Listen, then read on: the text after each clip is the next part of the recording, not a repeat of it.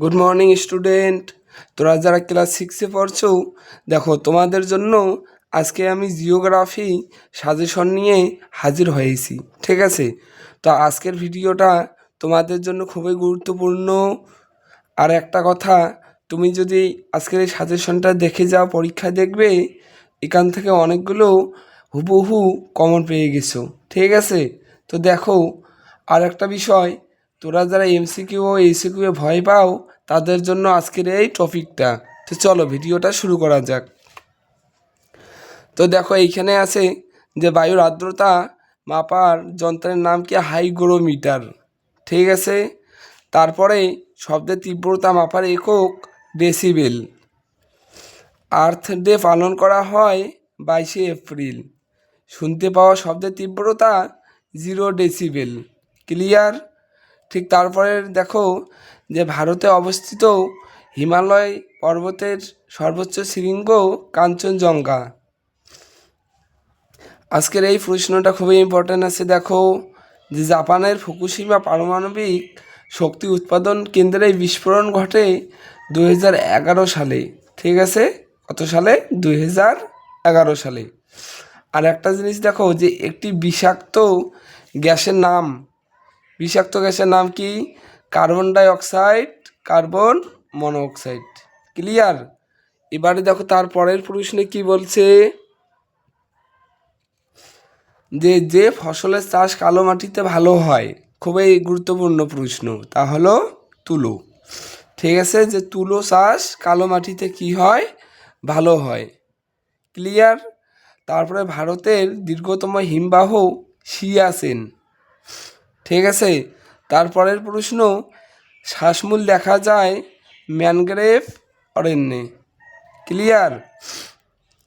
এবারে ভূমিরূপ, নদ নদী, স্বাভাবিক উদ্ভিদ ইত্যাদি যে মানচিত্রে দেখানো হয় তা হলো প্রাকৃতিক মানচিত্র। টোডা আদিবাসীদের দেখা যায় কোথায়? দেখা যায় বলো? টোডা আদিবাসীদের নীলগিরি পার্বত্য অঞ্চলে দেখা যায়। কাদের? টোডা আদিবাসীদের। হরিদ্বার শহর গড়ে উঠেছে গঙ্গা প্রবাহ পথে। ক্লিয়ার?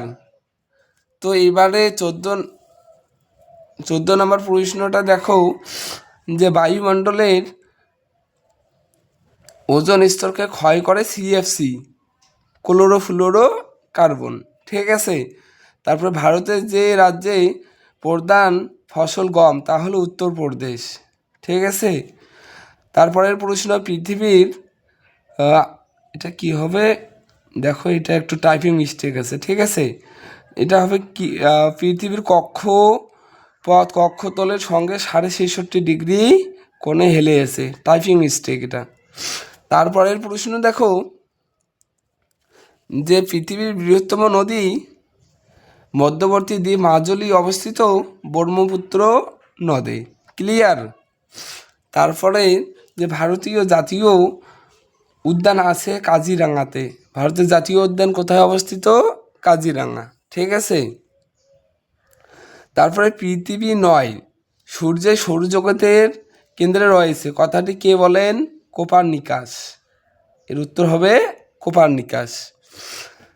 পৃথিবীকে সমান দুটি অংশে ভাগ করে মহাবৃত্ত। একটি অপরিচালিত শক্তির উদাহরণ দাও। এটা হবে সৌরশক্তি। ঠিক আছে, তারপরে ছায়াবৃত্তের অপর নাম আলোকবৃত্ত। ঠিক তারপরের প্রশ্ন দেখো যে কেরল উপকূলের অপর নাম কি?